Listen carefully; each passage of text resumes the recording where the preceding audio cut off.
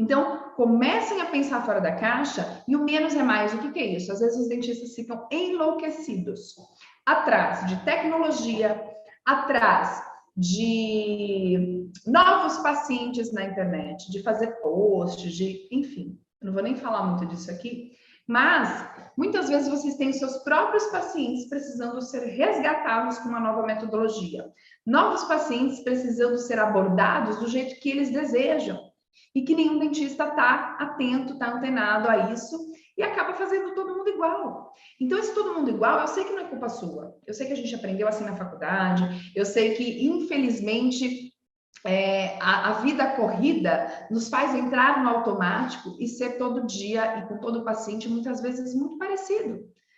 E quando você começa ali a individualizar, tem um script de consulta, você personaliza um atendimento e o paciente se sente cuidado de fato.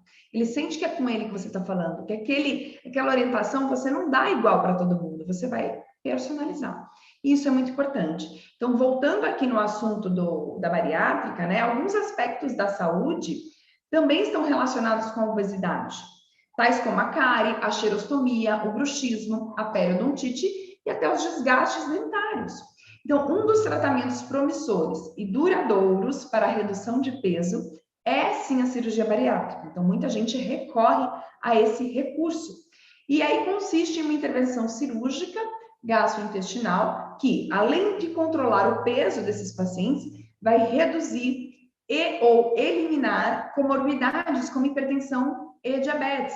Então, a hipertensão e a diabetes, elas são muitas vezes elas surgem muitas vezes em pacientes obesos. Podem observar os pacientes de vocês, né? Até tem o Dr. Marquezini, que é endócrino, ele fala, é só você olhar o diâmetro do abdômen do paciente. Quanto maior esse diâmetro, existe uma medida padrão, né, para a gente saber. O duro é a gente sair medindo os pacientes com fita, né? Mas existe essa questão de quanto maior o abdômen, né, esse diâmetro do abdômen do paciente, maior o risco a diabetes ele tem, maior o risco cardiovascular ele tem.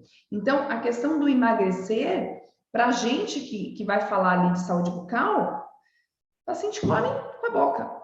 Então, eu acho que deve ser, sim, levantado isso no consultório odontológico. Não estou falando para ninguém passar dieta para paciente, mas você pode induzir, motivar ele a ir a um nutricionista e até a ter uma alimentação mais saudável. Quando a gente pergunta para o paciente sobre alimentação, sobre o que ele mais gosta de comer, o que ele come, a gente começa a entender por que a boca dele está daquele jeito. Eu atendi uma senhorinha esses dias, ela tem 81 anos.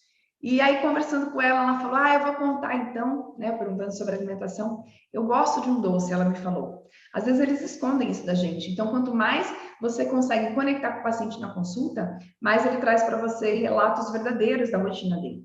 E aí ela me revelou que ela come muito doce, e ela tinha várias infiltrações. Então, assim, eu medi o pH dela, deu um pH de 6,5, não foi tão baixo assim, mas a questão da alimentação dela, dessa frequência de doces ser grande, vai favorecer um pH ácido naqueles períodos do dia. Fora a hipossalivação, que no idoso costuma ser mais frequente também. Porém, essa paciente não ingeria nenhum medicamento, então ela não teve uma hipossalivação tão grave.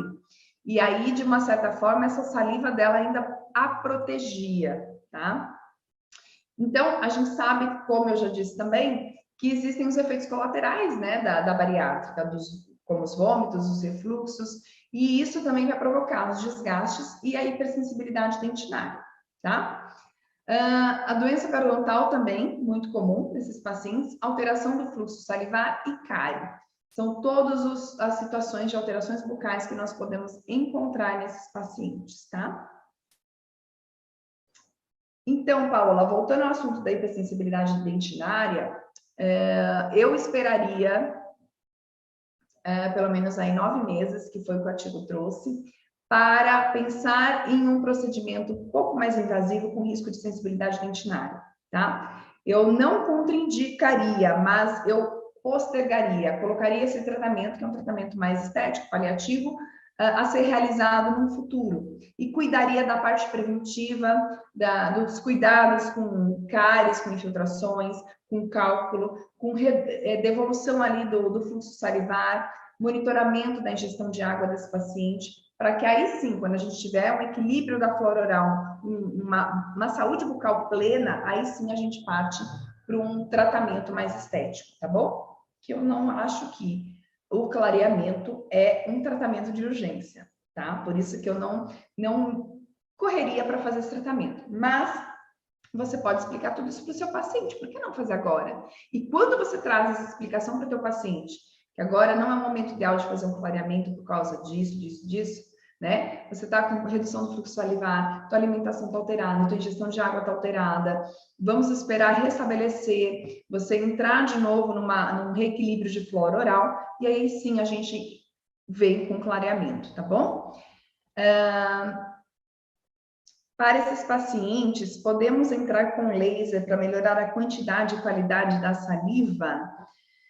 Sim, mas Sanira, olha só, essa questão da saliva, muitas vezes a boca seca, que é a principal queixa, ela vai aparecer por conta da redução da ingestão de água, tá? Então, a ingestão de água, ela é a fonte, é a base para que a gente tenha saliva. Se o paciente teve que mudar a quantidade de alimento que ele ingeria e também a quantidade de água, a gente sabe que sim, eles diminuem essa quantidade e aumentam a frequência, ele tem que saber que boa parte ali desse estômago, além de ter alimento, tem que ter água, ele tem que ingerir.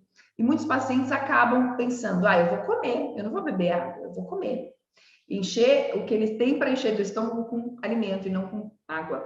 Então, aí dá a hipossalivação, aí dá xerostomia, aí dá mau hálito, tá?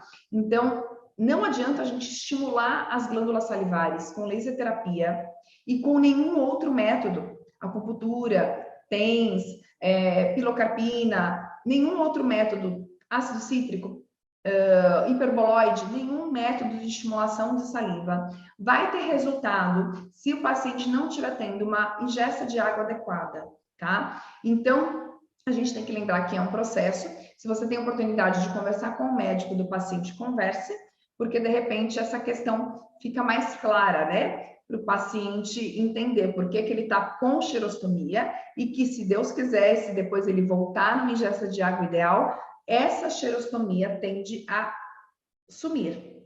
E qual a melhor forma da gente controlar isso? Isso é muito legal. Os DEDs podem fazer isso, que é realizando a celometria. Então, com a celometria, para você monitorar como o seu paciente está, seja um paciente que fez bariátrica ou não, você realiza a celometria como um padrão de exame para acompanhamento e monitoramento desse paciente. Não tem paciente que volta a cada 3 meses para fazer uma prevenção com você? Então, você pode monitorar esse paciente com a celometria, com o exame salivar nesses retornos. Então, vai ser um a mais que você está oferecendo no diagnóstico e no monitoramento da saúde desse paciente. Porque a saliva, ela é como um exame de sangue. Ela vai dar para a gente uma referência daquele momento, mas ela muda. Então, esses pacientes com bariátrica, então, eles vão ter essas alterações ainda maiores. Sendo assim, se você puder acompanhar esses pacientes com a celometria, fazendo todo esse acompanhamento, você vai entender se está melhorando a questão da hipossalivação. Porque uma coisa é o paciente relatar a boca seca. Eu estou sentindo a boca seca, eu tenho xerostomia. Ok, o paciente tem essa sensação. É um sintoma relatado pelo paciente de boca seca. Outra coisa é o dentista aferir, medir a quantidade de saliva, e a gente mede ml por minuto, né? Então, quando a gente mede, a gente faz o diagnóstico de hipossalivação. E aí sim, a gente tem um pouco mais de critério, um diagnóstico muito mais assertivo para inserir um tratamento adequado para cada paciente. O que é um tratamento adequado? Tratamento para qualquer... Olha que pergunta boa, né? Nesse caso, é o mesmo cálculo, multiplica 35 pelo peso do paciente. Pensa que esse paciente ele vai estar num progresso de redução de peso pós-bariátrica, tá? E a questão da ingesta de água, quem vai orientar é o médico, tá? É o médico que fez a cirurgia que vai fazer essa orientação. O que vai acontecer? O que vai acontecer? A gente sabe que quando o paciente estiver dentro de uma rotina mais adequada, a gente pode pensar numa ingesta de água maior, mas vai ser temporário a hipossalivação. Nesse período de adaptação do paciente, de nova rotina, a gente vai ter uma progressão, vai ter uma queda, né, da saliva, e aí essa progressão da ingesta de água e da melhora de saliva, ela vai ser aos poucos. Então, seria interessante conversar com o médico, ver aí qual que é o protocolo adequado para cada paciente, porque existem várias cirurgias, vários tipos, e aí a gente precisa se informar também. O estômago está reduzido, né? Não cabe tanta comida assim. Então, finalizando aqui nas conclusões, dos 24 pacientes avaliados, 58,3% apresentavam-se obesos, com índice de massa corporal igual a 30, provavelmente devido ao tempo pós-cirurgia. E aí foi possível encontrar pacientes com diabetes, com hipertensão e outras comorbidades, como hipertiroidismo, comprometimento renal crônico, hepatopatia, ansiedade e doenças ósseas. E devido a tais comorbidades, eles faziam uso de antihipertensivo, hipoglicemiantes, medicamentos para tratamentos de doenças ósseas e ansiolíticos, tá? Além do uso de omeprazol para proteção gástrica e a grande maioria, 79%, complementação vitamínica. É importantíssimo, viu? Esses pacientes estarem fazendo uso de algum suplemento vitamínico. Isso é o médico geralmente quem passa, tá?